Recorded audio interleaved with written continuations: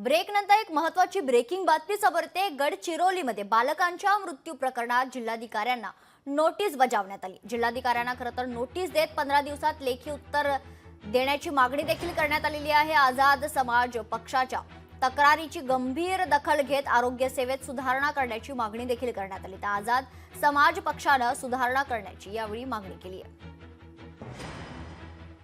तज्ञ डॉक्टरांची नेमणूक त्या ठिकाणी नाही, जे डॉक्टर आहेत ते व्यवस्थित येत नाही। आदिवासी माडिया भागामध्ये एक तरतूद आहे। तरतुदीमध्ये असं आहे की जिल्ह्यामध्ये विशेष आरोग्य केंद्र स्थापन करण्यात यावं, परंतु जिल्ह्यामध्ये एकही विशेष आरोग्य केंद्राची सुविधा आजवर या जिल्ह्यात उपलब्ध नाही, निर्माण केली गेली नाही। त्याचप्रमाणे त्या भागामध्ये जो दुर्गम भाग आहे तिथं आदिवासी समाज हा वैदूकडे वगैरे जात असतो। तर आमची अशी मागणी आहे की वैदूचे गुन्हेगारीकरण करण्यापेक्षा त्या वैदूंना तुम्ही तंत्रज्ञानाशी अवगत करा, त्यांना प्रशिक्षण केंद्र राबवा।